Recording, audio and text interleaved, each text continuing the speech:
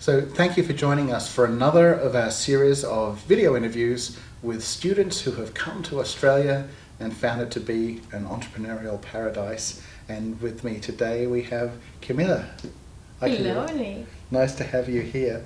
Can we start by asking when you were planning on leaving your hometown, your home country to go study, because you're from Colombia, Yes. when you looked at the world, how did you make a decision on which country you wanted to go study in? All right. So my story starts when I was working on the news in Colombia. I was working 12 hours per day from 9 a.m. to 9 p.m. as a journalist, and then I was kind of tired of the routine. So one night I called my mom and I say, "Mom, I want to go to another country. I want to improve my English as well because I was working as an international journalist and I had to do things in English and I feel like I needed more." So she was like, "Okay, where do you want to go?" And I was like, "I want to go to the States. It's very close to Colombia, United States. It's just like Florida is 3 hours, Los Angeles 8 hours. So it's something close." And then my mom came to me and she was like, "Okay, yeah, let's start all the research and everything, blah, blah, blah." And then 2 weeks later, she came and she said, "A friend of mine told me that she went to Australia and it's amazing and you can work there and you can have fun and it's a paradise." And I was like, "Australia? Do you really want to send me to Australia?"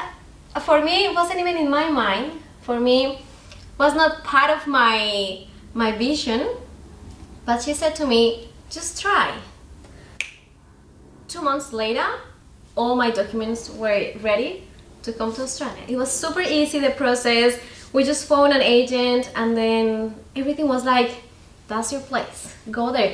With the States, it wasn't that easy. I'm not allowed to work in there as a student. So everything was super quick to Australia and I came to Australia. So in Australia you can study and work at the same time. Exactly. That's the reason. That's the mainly reason I say, okay, I can go to Australia because I can work, I can study, I can pay my bills. I cannot just study in another country and get money from Colombia. It's super expensive in Colombian pesos. So yeah, that's mainly the most important thing when I was looking for a place to go.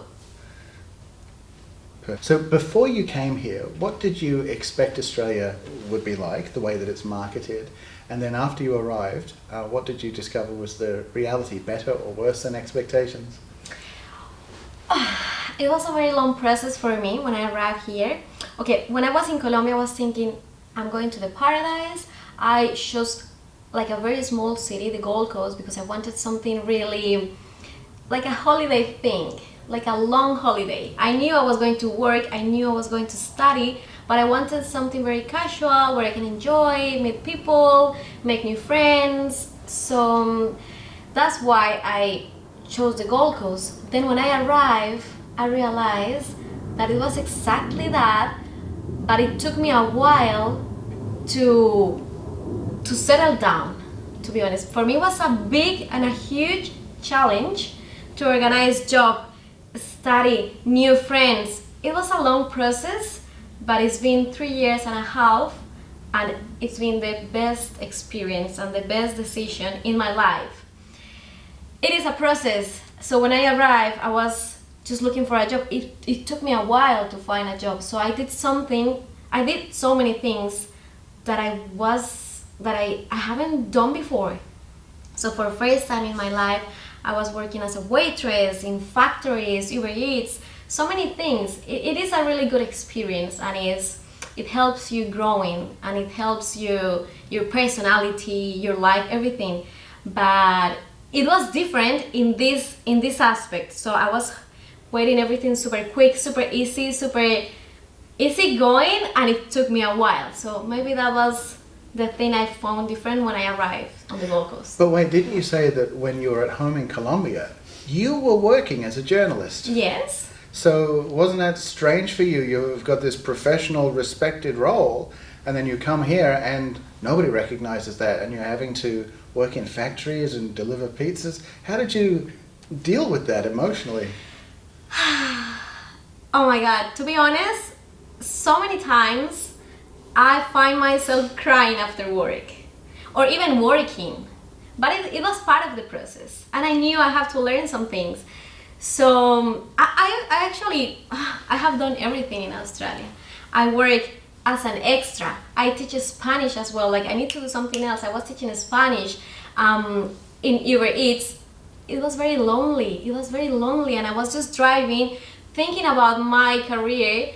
But I was like, okay, I'm here for a reason, and I need to learn something about this.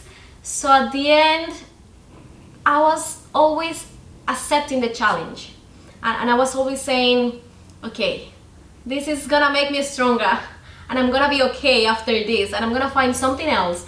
I'm in the process, and I came for a reason. I wanted to improve my English. That was my goal. And I think when you have that goal, everything around you can deal with. So I was like, I'm gonna learn English, and then with English I can go back to journalism and like achieve my goals in my career. But I was working on myself as a person as well. When you've got a dream and a vision, it's much easier to accept what you have to do to get there if you know why you're doing it. Absolutely. Yeah, Then you can accept the process, love the process, and wait for the result, and enjoy it as well. It's part of life. Everything is a process. And now, like 3.5 years later, I remember when I was crying, and I say like, yeah, I cried, but it was such a nice process. Yeah, that's the word, process. Do you ever find yourself now crying at night, but with joy for the friends you have and the experiences that you've had that have helped you grow? Yes, not at night, but mostly when I'm being grateful for all I have now. I have seen myself crying and saying just thanks, like thank you. I have nothing more than thanks, than gratefulness. That's a great journey to be on. Yeah, it's been a long journey. I still have so many things to learn in Australia. I'm still as a student in Australia. I am working 40 hours now because we are allowed to work 40 hours now, but I don't know, this is gonna change soon in June 2023. So yeah, I'm not working in those areas anymore. Now I have a job in an office in a multicultural organization helping people from overseas. It's MCCGC and it's amazing. It's a very fulfilled job, and yeah, when I go back and I say, wow, it's been amazing. Australia have so many opportunities for immigrants, and all you need to do is just go and say, I want to do this, and knock the doors. Because if you want to do something, they open the doors for you in Australia, for sure. That's completely sure. Everyone is so welcoming here. Have you found that Australia is in a growth path right now where there's lots of jobs available and the economy is strong and the lifestyle is good and safe compared to other countries that students could choose to go to? Absolutely. The pandemic changed so many things. Once the pandemic was finished, everyone was like, okay, we need more people to work, and we are going to say yes to our students. It doesn't matter if you are in a student visa now, you can have more opportunities. Before it was harder because they were saying like, no, you're a student, you don't have enough rights to work in Australia, or you are gonna leave or whatever. But now they're welcoming more the students, and we have so many opportunities. When a student goes to, say, university, right, they have to wait until they've graduated with the qualification before they can work in that industry.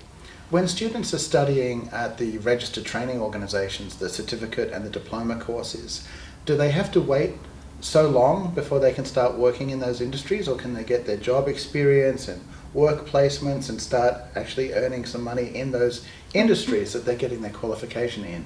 Yeah, placement is the best thing you guys have here in Australia. It's something that you do while you are finishing your studies. So for example, if you are studying for, I don't know, social work, you can do your placement, like a paid placement in an organization helping people, doing social work, and you have the experience. Also here in Australia, I have noticed that volunteers are super important. I did a volunteer 1 year in a radio station, and it helps me so much. I had a segment on air, and it was a volunteer for a year. But that experience is on my resume, and people value that experience. So when they see I have done a volunteer, they say, okay, this count as experience. So in Colombia it's different. In Colombia we don't have this kind of like situations with volunteers. So here you can have so many opportunities if you know and if you start your pathway for the things you want. Now, after you complete the studies that you've done, do you find that the job opportunities are going to be better in Australia or back home? Both are going to be better in Australia, and I'm going to have more opportunities at home as well. I'm going to come back with a second language. I'm going to come back with a whole experience. And when you have in your resume that you have an experience overseas, that's valuable. That's important. And here in Australia as well, of course, people also check the certificates and the degrees, the bachelor degrees. So yeah, I think it's gonna be good for anywhere in the world, not even just Australia or Colombia, anywhere.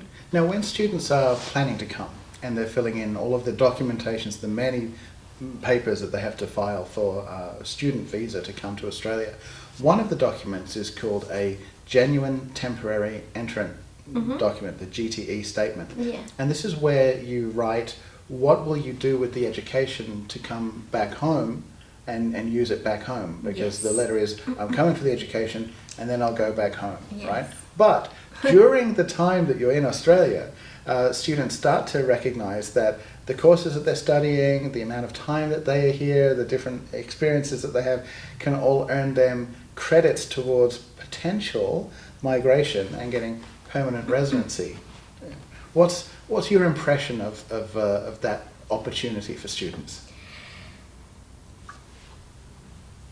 When I came to Australia, I wasn't sure if I wanted to stay longer. I came for 6 months. It's been 3.5 years, but I came just for 6 months. I was like, I'm gonna study 6 months and then I'm going to another country, to another part of the world, because this is so far.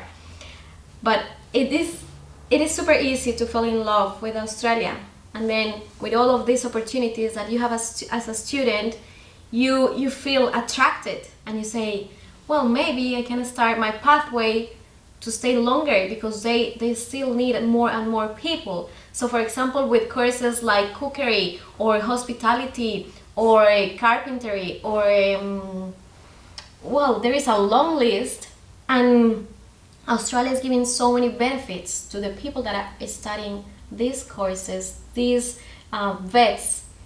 It is a journey, and it is a decision. Like for me, it was hard, and I didn't pick these courses because I wanted to do something close to my career, my background in Colombia.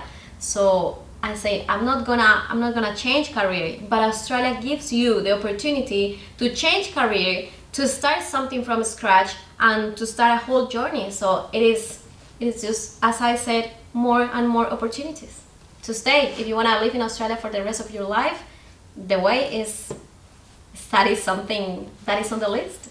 That's great. What are 2 things that you wish somebody had told you about living and studying in Australia before you came that would have helped you earlier in your journey? Improve your English as much as you can back home, because when you have better English, you have better opportunities. So if you are planning a trip, like to move to Australia or to another country where they speak English, try to speak like a little bit more at home, or try to practice, because it took me a while to find a job because I wasn't feeling confident with my English.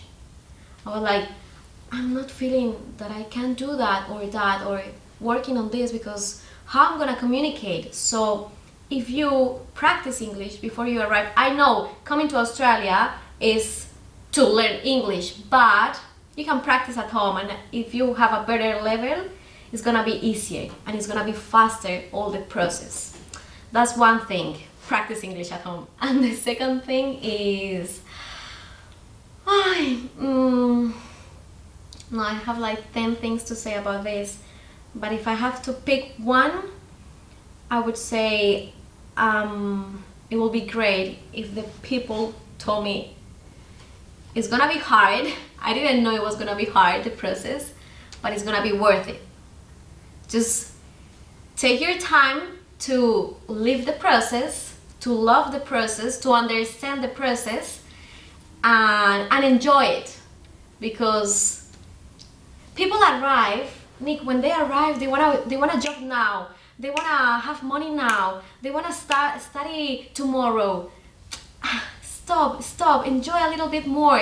You are gonna have a lot of work in Australia. You're gonna have to study so many days. So enjoy a little bit the process when you arrive, and it's gonna be better. I think so. That's great advice for every student. Thank you, Camila. Thank you, Nick. Thank you for having me. Great pleasure.